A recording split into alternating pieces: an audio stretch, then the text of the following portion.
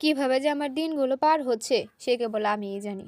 একদিকে আম্মার দেওয়া কথা, ছোট শ্রাবণ, অন্যদিকে সাজ্জাদ। দিন দিন সাজ্জাদ যেন আরো হিংসাত্মক হয়ে উঠেছে ছোট শ্রাবণের উপর। আমি বুঝি না একজন প্রাপ্তবয়স্ক মানুষ কিভাবে একটা নিষ্পাপ বাচ্চার উপর এত ক্ষোভ রাখতে পারে। দিন পার হচ্ছে আর সাজ্জাদ যেন শ্রাবণকে নিজের প্রতিদ্বন্দ্বী ভাবা শুরু করেছে। তার মতে তার মায়ের মৃত্যুর জন্য ছোট বাচ্চাটা দায়ী।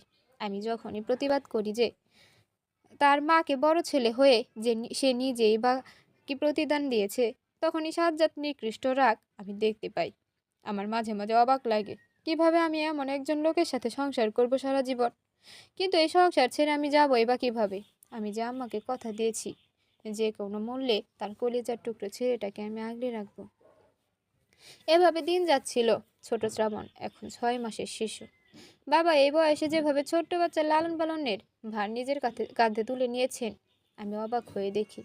ভেজা কাঁথা পাল্টানো, খাওয়ানো সব বাবা করেন।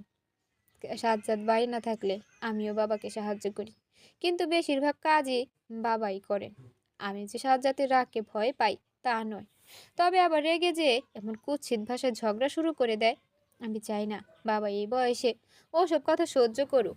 এমনিতে মানুষটার প্রতিটা দিন প্রিয়তমা হারানোর ব্যথায় কতটা কষ্টে যাচ্ছে, তার উপরে এসব আমি বাবাকে শোনাতে চাই না।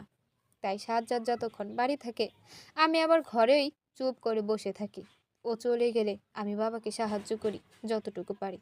তবে সোহিলীর ধীরে ধীরে বেশ পরিবর্তন এসেছে। প্রথম প্রথম মায়ের মৃত্যুতে বেশ ভেঙে পড়লেও এখন শ্রাবণকে সে বেশ ভালোবাসতে শুরু করেছে। যতটুকু সময় ক্লাসে থাকে ঠিক ততটুকু সময় সে ভার্সিটিতে থাকে, এরপরই বাসায় ফিরে আসে। আগে বন্ধুদের সাথে আড্ডা দিত ক্যাম্পাসে বসে, এখন আর তা করে না। শ্রাবণকে রাতে নিজের কাছে রাখে। অবশ্য শ্রাবণকে ভালো না বেসে থাকার উপায়টাও তো নেই। এত শান্ত লক্ষ্মী বাচ্চা খুব কমই দেখা যায়। হয়তো সে বুঝে গিয়েছে এই পৃথিবীটাই তার মা নেই, আর মা শূন্য পৃথিবীতে সন্তানের অনুকূল স্থান হয় না। হয়তো ভালোবাসার অনেকেই থাকে, কিন্তু মায়ের অভাব যে কিছু দিয়ে পূরণ হয় না, তার ছোট মস্তিষ্ক বুঝি এটা বুঝে নিতে শিখেছে। এর মধ্যেই একদিন সাজ্জাদ আমার কাছে সংসারের খরচের হিসাব চায়। সাজ্জাদের একটা বিষয় ছিল, সে বেতন পেয়ে পুরোটা বাবার কাছে হাতে তুলে দিত। বাবাই সংসার চালাতেন সেই টাকায়। কিন্তু এসব ঘটনার পর বাবা আর সাজ্জাদের টাকা হাতে নেন না। তাই আমার কাছে সাজ্জাদ টাকা রাখে, কখনো সেভাবে হিসাব চায় না। কিন্তু সকালে হঠাৎ করে সাজ্জাদ আমাকে ডাকে, বলো কি বলবে। যা জিজ্ঞেস করবো সরাসরি উত্তর দেবে, কোনো ভনিতা করবে না। তোমার সাথে ভনিতা করার কোনো ইচ্ছা আমার নেই। কি বলতে চাও বলো। হ্যাঁ তাই তো, এখন তো স্বামীকে ভালো লাগবে না। স্বামীর চেয়ে শ্বশুরের প্রতি টান বেশি, মায়ের চেয়ে মাসির দরদ বেশি, কথা আছে না। তোমার হয়েছে তাই সেই অবস্থা। আমি বুঝতে পারি সাজ্জাদ আবার শুরু করতে যাচ্ছে তার কুৎসিত আলোচরণ। তাই আমি আর কথা বাড়াই না, চুপ করে অন্যদিকে ফিরে দাঁড়িয়ে থাকি। বেশ কিছুক্ষণ পর সাজ্জাতে শুরু করে, তো যা বলছিলাম, প্রতি মাসে আগে যা খরচ হতো বিগত 2 মাস থেকে তার যে 3-4 হাজার টাকা বেশি খরচ হচ্ছে কেন প্রতি মাসে। আমি অবাক হয়ে যাই সাজ্জাতের কথা শুনে। সে কোনোদিন কোনো টাকার হিসাব চায়নি আমার কাছে, হঠাৎ করে কেন এগুলো বলছে। কি হলো, চুপ করে দাঁড়িয়ে আছো কেন? যা জিজ্ঞেস করছি উত্তর দাও। কি উত্তর দেব আমি? শ্রাবণের খাবার আলাদা, সেগুলো কিনতেই কিছু টাকা বেশি লাগে প্রতি মাসে। বাবার চাকরিটা ছিল বেসরকারি, এককালীন কিছু টাকা পেলেও প্রতি মাসে তার কোনো আয় নেই সেভাবে। আমি ভেবেছিলাম সাজ্জাদ এসবের খোঁজ নিবে না কখনো, কিন্তু সে এভাবে আমাকে ডেকে এসব জিজ্ঞাসা করবে আমি কখনো ভাবিনি। আমি মাথা নিচু করে চুপ করে দাঁড়িয়ে থাকি। রুমকি, একটা কথা কান খুলে শুনে রাখো। বাবা তুমি সোহিনী, এরা আমার দায়িত্ব। তাদের জন্য আমি টাকা খরচ করব। তাই বলে তুমি যা ইচ্ছা তাই করতে পারবে না আমার টাকা দিয়ে, সাবধান করে দিলেন। আমার মাথা গরম হয়ে উঠল। সামান্য চিৎকার করে বললাম, আর শ্রাবণ, সে তোমার দায়িত্ব নয়। সাজ্জাদ কঠিন গলায় বলল, না। আমি হতবাক হয়ে তাকিয়ে থাকি। এতটা খারাপ কিভাবে হয় একটা মানুষ। এমন না যে সে কম উপার্জন করে, সে বেশ ভালো টাকায় মাস গেলে সংসারে আসে, যা বেশি হয়ে যায় আমাদের জন্য। আমার চোখ দিয়ে পানি পড়তে থাকে টপ টপ করে। আমি খুব করে চাচ্ছিলাম এসব কথা যেন বাবার কানে না যায়। আমি ঠিক একটা ব্যবস্থা করে নিতাম, কিন্তু শেষ রক্ষাটা আর হলো না। সাজ্জাদ দরজার কাছে গিয়ে জোরে জোরে আমার উদ্দেশ্যে বলল, পরের মাস থেকে কখনো কোনো ফালতু খরচে যেন আমার টাকা খরচ না হয়, এটা মাথায় রাখবে। সাজ্জাদ এমনভাবে কথাটা বলল যাতে বাবার কানে যায়। আমার যেন অবাক হবার সীমা অতিক্রম করে গেছে। এই সাজ্জাদ কিছুদিন আগে মায়ের মৃত্যুতে কিভাবে হাওয়া করে কাঁদতে লাগলো, এতটা নিচে কিভাবে না কেউ নামতে পারে। আমার বাবার সামনে মাথা নিচু উঁচু করে দাঁড়াতে ভীষণ লজ্জা লাগছে। শ্রাবণের খাবার প্রায় শেষ হয়ে গেছে। কথা ছিল সাজ্জাদ আমাকে আজকে সংসার খরচ আমার হাতে দিলে আমি বাবাকে সেখান থেকে শ্রাবণের খাবারের টাকা দিব, বাবা কিনে আনবে। কিন্তু আমি এখন কিভাবে আমার বাবার সামনে যেয়ে দাঁড়াবো? মামুনি, বাবা নিজে এসে দাঁড়িয়েছেন আমার ঘরের সামনে। আমি চোখ মুছে তাড়াতাড়ি উঠে বসি। আস্তে করে বলি, বাবা কিছু বলবেন? আমি শ্রাবণের খাবার কিনতে যাচ্ছি, তুমি একটু ওকে দেখো। কিন্তু বাবা টাকাটা। বাবা আমাকে থামিয়ে দেন, কথা কথা শেষ করতে দেন না। মা রে, সন্তান আমার সাজ্জাদ শহীদ যেমন আমার সন্তান, শ্রাবণও আমার সন্তান। ওদের যেভাবে মানুষ করেছি আমার দায়িত্ব শ্রাবণকেও সেভাবে মানুষ করা। সাজ্জাদ তার ভাইয়ের দিক থেকে মুখ ফিরিয়ে নিতেই পারে, কিন্তু বাবা হয়ে আমি কিভাবে সন্তানের দিক থেকে মুখ ফিরিয়ে নিই বলো? শেষের কথাটা বলার সময় বাবার গলাটা একটু ধরে আসে। আমি তাকিয়ে থাকি বাবার দিকে। কিন্তু বাবা, আপনি কোথায় টাকা পাবেন?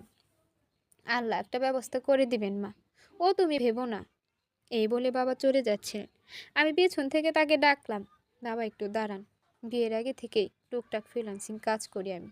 বিয়ের পর সেভাবে সময় না পেলেও মাঝে মাঝে করা হয়। তার থেকে পাওয়া কিছু টাকা আমার কাছে ছিল। আমি সেই টাকাটা বাবার হাতে তুলে এনে দিই। বাবা এটা রাখেন। আমি দিলাম ছোট শ্রাবণের জন্য।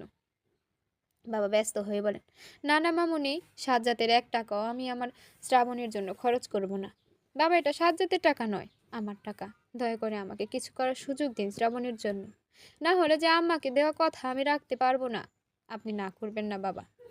বাবার চোখ থেকে পানি পড়তে থাকে। চোখ মুছে বলে, মা তোমার কাছে তো আমি দিন দিন আরো ঋণী হয়ে যাচ্ছি। আপনি আমাকে মা বলে ডাকেন বাবা। আমি আপনার মা, মা হয়ে এটুকু করব না? বাবা আমার মাথায় হাত রেখে ঝরঝর করে কেঁদে দেন। এর মধ্যে আমাদের জীবনে প্রায় 2টা বছর কেটে গেল। সাজ্জাদ শ্রাবণের সম্পর্কে কোনো পরিবর্তন আসেনি। শ্রাবণ এখন হাঁটতে শিখেছে, ছোট ছোট পা দুটো দিয়ে। যখন সারা ঘরে দৌড়ে বেড়ায়, কি যে মিষ্টি লাগে তাকে দেখতে। তার যত খুশি আবদার যেন আমাকে ঘিরে। আমি রান্নাঘরে থাকি বা ছাদে, একটু পর পর দৌড়ে গিয়ে আমাকে 2 হাতে জড়িয়ে ধরবে। আমি যখনই বলবো, এটা কি আমার ছোট শ্রাবণ বাবু, লজ্জায় মুখ লুকায় তখন সে। দূরে যে খিলখিল করে হাসে আর আমার দিকে তাকিয়ে। সেই হাসি মুখটায় আমি যেন আম্মাকে দেখতে পাই, ঠিক যেন আম্মা হাসছেন। উদাস হয়ে যায় আমি সেদিকে তাকিয়ে, আর ভাবি, সাজ্জাদ কেমন মানুষ। বাচ্চাটার মুখের দিকে তাকিয়ে কি নিজের মাকে দেখা যায় না? শ্রাবণ বড্ড ভয় পায় সাজ্জাদকে। সে কখনো সাজ্জাদের সামনে পড়তে চায় না। যতক্ষণ সাজ্জাদ বাড়ি থাকে ও বাবা বা সোহিলীর কাছে থাকে, আমার কাছেও খুব একটা আসে না। অজানা এক ভয়ে ও কুঁকড়ে থাকে সাজ্জাদকে দেখলে। ছোট বাচ্চারা বুঝতে পারে অনেক অনেক কিছুই। হয়তো সে বুঝে গেছে তার কপালে ভাইয়ের আদর নেই, কিন্তু শ্রাবণে এখনো কোনো কথা বলে না। এই বয়সের বাচ্চারা আধো আধো বুড়িতে অনেক কথা বলে, কিন্তু শ্রাবণ এগুলোর কিছুই বলে না, শুধু হাসে। বাবা মাঝে মাঝে বেশ দুশ্চিন্তা করেন এই ব্যাপারে। আমি বাবাকে বুঝাই, কোনো কোনো বাচ্চা দেরিতে কথা বলা শিখে, এটা কোনো সমস্যা না, কিন্তু বাবার দুশ্চিন্তা কমে না। কিন্তু আমার জীবনে এর মধ্যে অনেক বড় একটা দুর্ঘটনা ঘটে যায়, যা আমার জীবনটাকে ওলটপালট করে দেয় এক মুহূর্তে। আমি তখন 5 মাসের অন্তঃসত্ত্বা। এই খবরটা আমি আমার খুব কাছের মানুষ ছাড়া আর কাউকে জানাইনি। এই 5 মাসে আমি যেন সাজ্জাদকে নতুন করে আবিষ্কার করলাম। আমাকে যেন পারলে মাথায় তুলে রাখে, আমাকে কোনো কাজ করতে দেয় না। কাজ করার জন্য এক সহকারী পর্যন্ত রেখেছে সে। খুব তাড়াতাড়ি বাড়ি ফিরে আসে। আমার কখন কি লাগবে, কখন কি খেতে ইচ্ছা করে, সব কিছুর খোঁজ করে সে রাখে। বাবা খুব খুশি হন এগুলো দেখে, কিন্তু আমার কাছে বারবার করে আম্মার মুখটা মনে পড়ে। এই একই সময় আম্মাও পার করেছেন। তখন তখন তো সাজ্জাদ তেমন করেনি, বরং তাকে দিনের পর দিন কষ্ট দিয়েছে। মায়ের জন্য যেটা করতে পারেনি, স্ত্রীর জন্য কেন করবে সে? এই জিনিসটা আমি মাঝে মাঝে মেনে নিতে পারি না। সাজ্জাদের এত ভালোবাসা আমার ভালো না লাগলেও আগের কিছু স্মৃতি আমার মনে পড়ে যায়। শ্রাবণের সাথে এখনো তার সম্পর্ক আগের মতোই। বাবার সাথেও প্রয়োজন ছাড়া খুব বেশি কথা বলে না। আমার মা মাঝে মাঝেই আমাকে দেখতে আসেন, আমাকে তার নিজের কাছে নিয়ে রাখতে চান। সাজ্জাদও তাই চায়, কারণ আমাদের বাড়ি অনেকটা কাছে। সাজ্জাদ অফিস থেকে ওখানে যেতে পারবে, কিন্তু আমি এই সংসার থেকে একদিনও অন্য কোথাও যেতে নারাজ। আমি চলে গেলে শ্রাবণকে কে দেখবে, বাবাকে কে দেখবে? এই সংসার আমার প্রাণ। আমি এখন থেকে কোথাও যেতে চাই না। এই নিয়ে মায়ের ক্ষোভ খুব আমার উপর। তিনি ভীষণ বিরক্ত হন আমার এসব কথায়। আমি বুঝতে পারি, কিন্তু তবুও আমি কোথাও যাব না। মেয়ের জেদের কাছে হার মেনে মা আর কিছু বলেন না। তবে প্রায় প্রতিদিনই আমাকে দেখতে আসেন এ বাড়ি। আমার পছন্দের খাবার বানিয়ে আনেন। তবে কোনো এক অজানা কারণে আমার মা ও শ্রাবণকে পছন্দ করে না। আমার কাছে এসলেই মা ওকে চলে যেতে বলেন। একদিন থাকতে না পেরে আমি বলি, মা তুমি এমন করো কেন? ও আমার কাছে আসলে আমাকে তো বিরক্ত করছে না ও। মা রাগ দেখিয়ে বলেন, এখন তোমার খুবই নাজুক সময়। এই সময় ছোটখাটো আঘাত ভয়ানক কিছু হতে পারে। ছোট বাচ্চা খেলতে যে কখন আঘাত করে বসবে তা ঠিক আছে। আমি হেসে দিই, শ্রাবণকে কাছে বসে ওর চুলে বিলি কেটে দিতে দিতে বলি, শ্রাবণ ওরকম বাচ্চাই না মা, ও অনেক শান্ত। মা কিছু বলেন না, রাগে রাগে মুখ করে আমাদের দিকে তাকিয়ে থাকে। ঘটনার দিন সকালে সাজ্জাদ অফিসে যাওয়ার পর আমি যথারীতি ছাদেই কাপড় মেলতে গিয়েছিলাম। যদিও এই কাজ আমার করা নিষেধ। সাজ্জাদ জানলে খুব রাগ করবে। তবুও সারাদিন ঘরে বসে থাকতে আমার ভালো লাগে না। তাই কাউকে না জানিয়েই ছাদে চলে যাই আমি। আমার পিছু পিছু শ্রাবণও চলে যায় আমার সাথে। আমি কাপড় মেলছিলাম আর শ্রাবণ নিজের মতো করে খেলছিল। হঠাৎ করে ইটের টুকরোতে পা বেঁধে আমি পড়ে যাই। ব্যথায় চিৎকার করে উঠি আমি। শ্রাবণ তখন কিছুটা দূরে বসে খেলছিল। আমার চিৎকার শুনে আসে আমার কাছে। আমি তখন কোনো দিকে তাকাতে পারছি না। অসহ্য যন্ত্রণায় মনে হচ্ছে আমি মরে যাব যে কোনো মুহূর্তে। শ্রাবণ ভয় পেয়ে যায় আমাকে দেখে। কিছুক্ষণ ছটপট করতে থাকে। আমি জোরে জোরে বাবাকে আর সুহেরিকে ডাকি, কিন্তু দোতলার ছাদ থেকে নিচতলা পর্যন্ত আর চিৎকার পৌঁছায় না আমার। আমি কি করব কিছু বুঝতে পারছি না। আমার শরীর অবশ হয়ে আসছে ব্যথায়। ওঠার মতো শক্তিটুকু আমার নেই। আমি শুধু শ্রাবণের দিকে তাকিয়ে বলি, শ্রাবণের, আমি মনে হয় আর বাঁচবো না রে। আমি জানি না অতটুকু বাচ্চা কি বুঝলো। এতদিন কোনো কথা বলিনি, সে আকাশ কাঁপিয়ে চিৎকার করে ওঠে, মা। আমি স্তব্ধ হয়ে যাই শ্রাবণের ডাক শুনে। আমার চোখ দিয়ে টপ টপ করে পানি পড়তে থাকে। আস্তে আস্তে শ্রাবণের মুখটা ঝাপসা হয়ে আসে আমার কাছে। আমি জ্ঞান হারাই। যখন জ্ঞান ফিরে, আমি নিজেকে হাসপাতালে দেখতে পাই। আমার শরীর তখন ব্যথায় অবশ। হাত পা নাড়াতে পর্যন্ত পারছি না। দেখি পাশে আমার মা কাঁদছে, মুখে আঁচল চাপা দিয়ে। সাজ্জাদ আমার পায়ের কাছে বসে আছে। তার চোখ মুখ অন্ধকার, মনে হলো কেঁদেছে। সহিলিও পাশে দাঁড়িয়ে কাঁদছে। আর দরজায় বাবা আছেন দাঁড়িয়ে, আর পাশে ছোট্ট শ্রাবণ। সবার দিকে একবার চোখ ঘুরিয়ে নিলাম আমি। কি হলো, সবাই কাঁদছে কেন? আমার কথা বলার শক্তি নেই, তবুও অনেক কষ্ট করে করে বলি, কি হয়েছে, সবাইকে কাঁদছো কেন? আমার কথা শুনে আমার মা আরো জোরে জোরে কাঁদতে থাকে। আমার মেয়েটার কি হলো আল্লাহ, আমার ফুলের মতো মেয়েটারে কি হলো? আমি মায়ের কথা কিছু বুঝতে পারছি না। হঠাৎ আমার মনে হলো আমার পেটে প্রচন্ড ব্যথা। কেমন যেন বুকটা কেঁপে উঠলো আমার। সর্বোচ্চ শক্তি দিয়ে চিৎকার করে বললাম, আমার বাচ্চা কোথায়? ও মা, আমার বাচ্চা কোথায়? কেউ কোনো কথা বলল না। চিৎকার করে কাঁদতে থাকে সবাই। বাবার দিকে তাকিয়ে দেখি তিনিও কাঁদছেন। অনেকক্ষণ চুপ করে থাকার পর আমি আর সহ্য করতে পারি না। স্যালাইনের সুচ ছিঁড়ে উঠে বসতে গেলে সাজ্জাদ এসে আমাকে থামায়। কাঁদতে কাঁদতে আমাকে বলে, আমাদের নিষ্পাপ সন্তান জান্নাতের পাখি হয়ে গেছে রুমকি। আমি স্তব্ধ হয়ে যাই। বিশ্বাস করতে পারি না। আমার মনে হয় আমি কোনো স্বপ্ন দেখছি। এক্ষুনি স্বপ্নটা ভেঙে যাবে আর দেখতে পাবো এমন কিছুই হয়নি। সবাই কাঁদছে। আমার মনে হচ্ছে চারপাশ অন্ধকার হয়ে আসছে। জোরে জোরে নিঃশ্বাস পড়তে থাকে আমার। সাজ্জাদ এসে আমার মাথা ওর বুকে চেপে ধরে। আমার সামনে সারা দুনিয়া ঘুরছে মনে হচ্ছে। কি হয়ে গেল এটা? কেন হলো? এটা তো হওয়ার কথা ছিল না। আমি সহ্য করতে পারছি না। চিৎকার করে কেঁদে দিই আমি। হাউ মাউ করে কাঁদতে কাঁদতে সাজ্জাদকে জড়িয়ে ধরি। সাজ্জাদ কাঁদতে কাঁদতে আমাকে বলে, শান্ত হও রুমকি, শান্ত হও, এমন করো না প্লিজ, তুমি অসুস্থ। অনেক কথা বলতে থাকে সে। আমার কানে কোনো কথা যায় না। আমার মনে হচ্ছে আমার নিঃশ্বাস বন্ধ হয়ে যাবে। আমি তো কোনোদিন কারো কোনো ক্ষতি করিনি। আমার সাথে কেন এটা হলো? কোনোভাবে মানতে পারছি না আমি। শারীরিক যন্ত্রণার থেকে আমার মানসিক যন্ত্রণা বেশি কুঁকড়ে খাচ্ছে আমাকে। মাও কাঁদছেন। আমাকে এসে বললেন, "রুমকি, মা আমার, শান্ত হ। তোর শরীর এখন খুব খারাপ। এমন করলে আরো অসুস্থ হয়ে যাবি। ডাক্তার বলেছে এখন কোনোভাবে তোকে উত্তেজিত করা যাবে না।" কিন্তু কোনোভাবে আমার চিৎকার কমে না। মা হঠাৎই মাত মা হঠাৎ মাত্র একটা ডাকে আমার চিৎকার থামে। আমি অবাক হয়ে তাকিয়ে দেখি আমার ছোট্ট শ্রাবণ তার নরম নরম হাতটা দিয়ে আমার আঙুলে এসে ছুঁয়েছে। কি মিষ্টি করে ডাকছে, মা। আমার ভেতরটা লন্ডভন্ড হয়ে যাচ্ছে। সাজ্জাদ তার কিছু বলল না ওকে। সহিলি ওকে আমার কাছে বসিয়ে দিল। আমি বিস্ফোরিত চোখে ওর দিকে তাকিয়ে থাকলাম। আর শ্রাবণও ফ্যাল ফ্যাল করে আমার দিকে তাকিয়ে থাকলো। সহিলি জানালো, ভাবি, আজ ও না থাকলে কি হতো আমার জানা নেই। বাবা ওকে থামালেন। থাক না সহিলি, এখন মামুনিকে এসব কথা বলার দরকার নেই। ও সুস্থ হোক, একটা ধাক্কা সামলে নিক আগে, পরে বলো এসব। বাবার দিকে তাকাই আমি। বাবা আমাকে বলুন কি হয়েছিল, আমি শুনতে চাই। সহিলি বলে, ভাবি, আমি তখন আমার ঘরে ছিলাম, বাবার ঘরে। হঠাৎ শ্রাবণ নিচে নেমে এসে খুব চিৎকার শুরু করে দেয়। আমি আর বাবা ছুটে আসি ওর কাছে।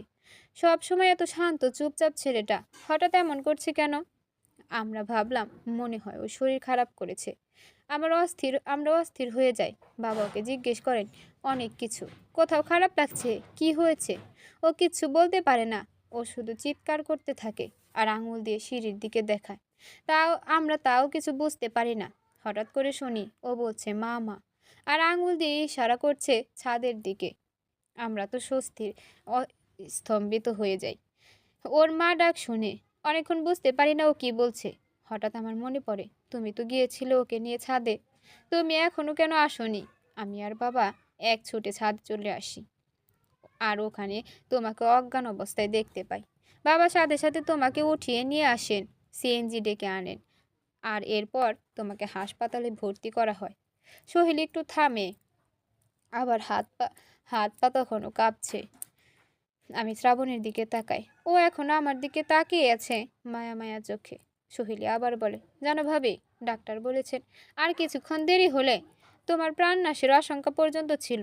আল্লাহর দরবারে কোটি কোটি শুকরিয়া, শ্রাবণ এতটুকু বয়সে বুদ্ধিমানের মতো কাজ করেছে। আমার মুখ থেকে কোনো কথা বের হয় না। আমি সাজ্জাদের দিকে তাকাই। ও মাথা নিচু করে দাঁড়িয়ে আছে পাশে। আমি শ্রাবণকে আস্তে আস্তে বলি, কি বলে ডাকলি আমাকে? আরেকবার ডাকবি? শ্রাবণ ভয়ে ভয়ে সাজ্জাদের দিকে তাকায়, কোনো কথা বলে না। আমি আবার বলি, একটু ডাক না আমাকে, কি বলে ডাকলি? শ্রাবণ আস্তে করে বলে, মা। আমার বুক কেঁপে ওঠে, হাঁ মাও করে কেঁদে উঠলাম আমি। সহিলি এসে শ্রাবণের মাথায় হাত দিতে বলে, মা কি রে শ্রাবণ? মা নয়, বলো ভাবি মা। উনি আজ তোমার থেকে ভাবি মা। এত বড় শব্দ থোড়াইও বলতে পারে? ও সহিলির দিকে তাকালো, বুঝতে পারলো না এত কঠিন শব্দ। আবার আমার দিকে তাকিয়ে বলল, মা মা। আমি ওকে দুই হাত দিয়ে জড়িয়ে ধরে কাঁদতে থাকি। আম্মা তার জীবনের এক শ্রেষ্ঠ উপহার আমার হাতে দিয়ে গিয়েছেন। শ্রাবণ এখন আমার আশেপাশে সারাদিন ঘুরঘুর করে আর মা বা বলে চিৎকার করে। সহিলি যতই বলে মা নয় ভাবি মা বলো, শ্রাবণ ততই মা মা বলে ডাকে। সহেলি কপট রাগ দেখায় তখন, আর শ্রাবণ হাসতে থাকে। আমি দুই ভাই বোনের কাণ্ড দেখে হাসি। ওরা সব সময় আমার মন ভালো রাখার চেষ্টা করে। বাবাও বাদ যান না। যখনই মন খারাপ করে একা একা বসে থাকি, শ্রাবণকে কোলে নিয়ে বাবা বাইরে চলে যান। ফিরে আসেন হাত ভর্তি আইসক্রিম, ফুচকা, হাওয়ার মিঠাই নিয়ে। আমি হাসবো না কাঁদবো ভেবে উঠতে পারি না। অবাক হয়ে তাকিয়ে থাকি। বাবা বলেন, আমাদের খেতে ইচ্ছা করেছিল তাই এনেছি, তাই না রে শ্রাবণ? শ্রাবণ বাবার দিকে তাকিয়ে তখন খিলখিল করে হাসে। এই তো আমার ঘর, আমার সংসার, যেখানে আমি চাইলেও মন খারাপ করে থাকতে পারি না। সেই দুর্ঘটনার পরে এই মানুষগুলো আমাকে দুহাত দিয়ে আঁকলে রেখেছেন সব সময়। তবে পরিবর্তন বেশি যে মানুষটার হয়েছে তা সাজ্জাতে। ওই ঘটনার পর থেকে শ্রাবণের উপর থেকে তার রাগ আশ্চর্যজনকভাবে কমে গেছে। কিন্তু তার এই দুর্বলতা কোনোভাবে আমাদের বুঝতে দেবে না। এই যেমন সে আজকাল মাঝে মাঝে লুকিয়ে শ্রাবণকে শ্রাবণ এক মনে খেলা করে তা দেখতে থাকে। কখনো আমি সামনে পড়ে গেলে ঝট করে সরে দাঁড়ায়, না হয় অপ্রস্তুত হয়ে বলে, এদিকে একটা কাজে যাচ্ছিলাম আর কি। আমি হাসি চেপে রেখে বলি, আচ্ছা তাই নাকি, তো যাও কাজে। দাঁড়িয়ে কি দেখছো? সাজ্জাদ আমতা আমতা করতে থাকে, আর আমি তো হাসি থামাতেই পারি না। লোকটা ভাঙবে তবুও মচকাবে না। এই তো সেদিন সাজ্জাদ অফিস থেকে ফিরলো সন্ধ্যার পর। আমি তখন রান্নাঘরে নাস্তা বানাচ্ছি। বাড়ি ফিরে আমাকে ডাকাডাকি শুরু করলো। আমি ঘরে আসতেই আমার চোখ চড়ক গাছ। সাজ্জাদ ঘরমূর্তি দেখে বাচ্চাদের খেলনা এনেছে, খেলনা গাড়ি, বেলুন, ব্যাট বল, আরো কত কিছু, তার ঠিক নেই। আমার তো মাথায় হাত। কি হলো সাজ্জাদের? শরীর ঠিক আছে তো? আমি সাজ্জাদের সামনে যে হাঁ করে ওকে দেখতে থাকি। আমাকে এভাবে তাকিয়ে থাকতে দেখে সাজ্জাদ অন্যদিকে তাকায়। আমার চোখের দিকে তাকাতে পারে। অপ্রস্তুতভাবে কী সব বলতে থাকে, কথা জড়ায় যায়। আসলে কি হয়েছে কি রুম কি জানো তো? আমি অফিস থেকে কেবলই বের হচ্ছি, সামনে দেখি একজন বয়স্ক মানুষ এসব খেলনা বিক্রি করছে। মায়া লাগলো মানুষটার জন্য।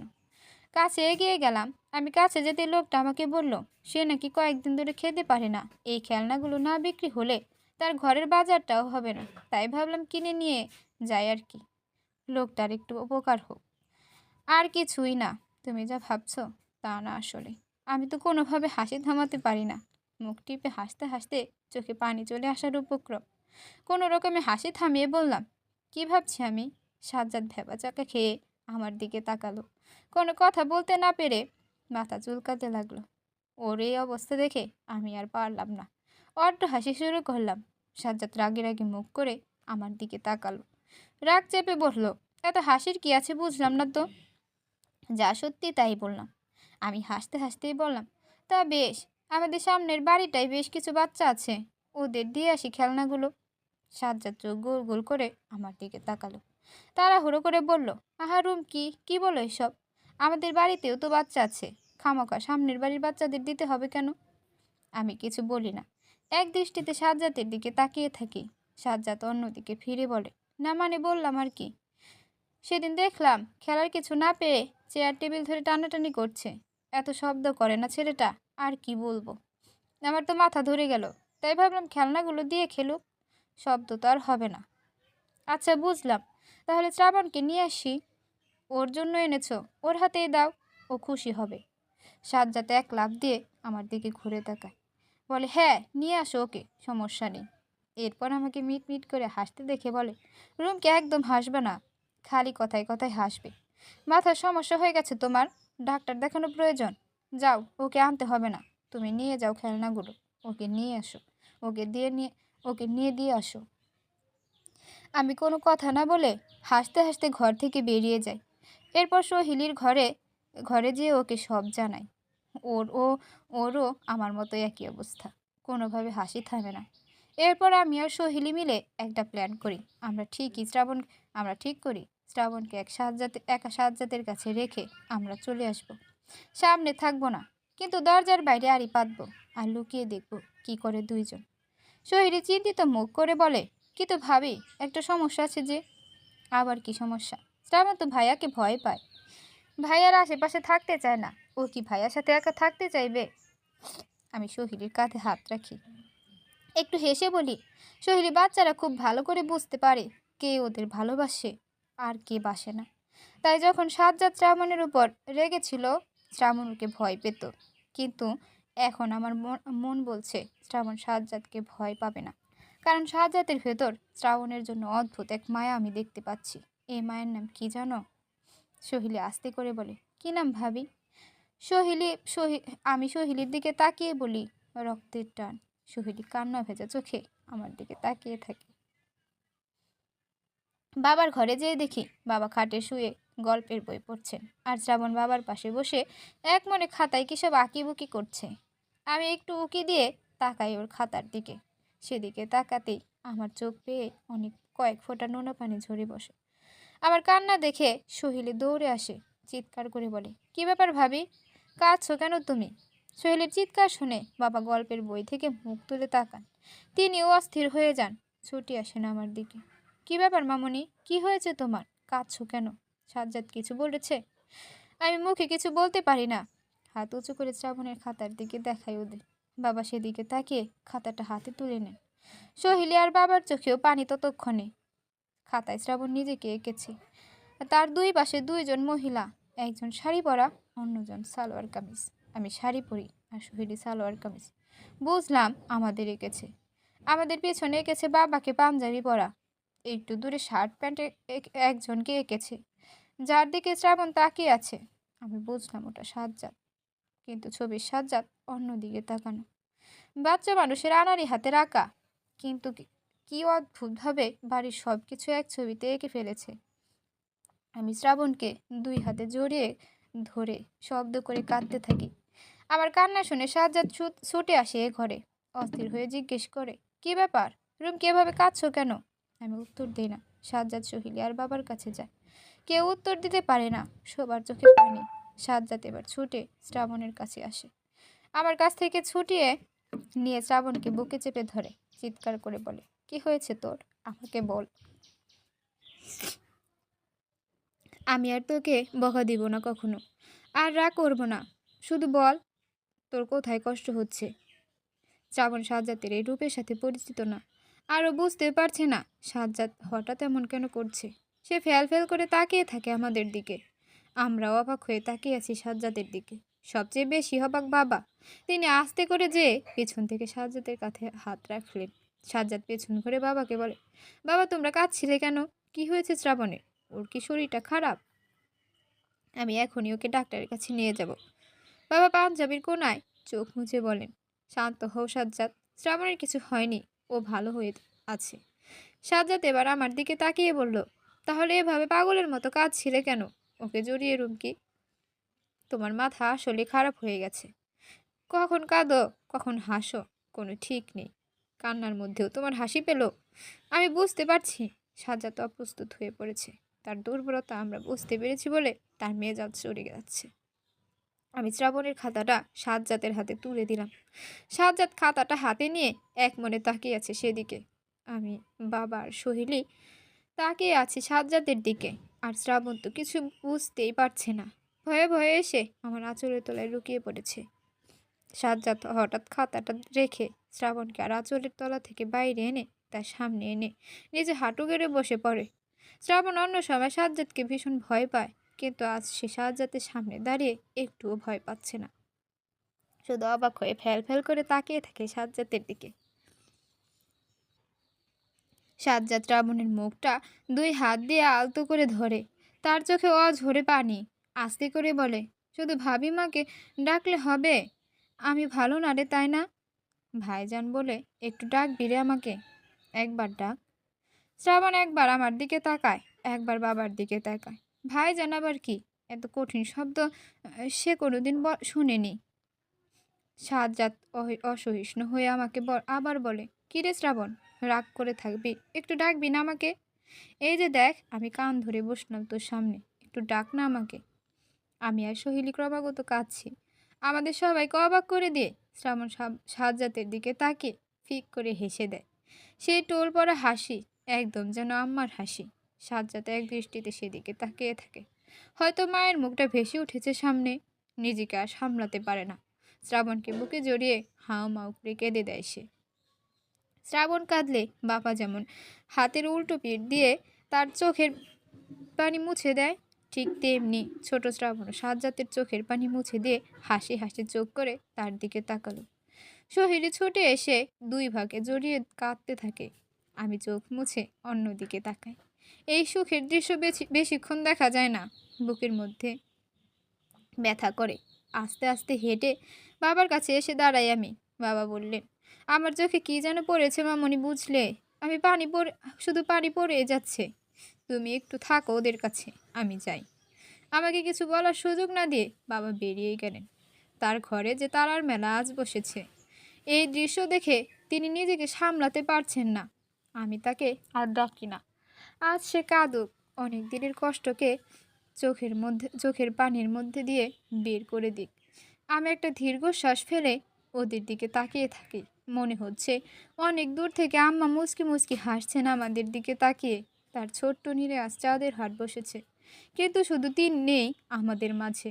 আমি ওদের দিকে তাকিয়ে মনে মনে বললাম, এ সুখ যেন আমার ঘরে সারা জীবন বিরাজ করে।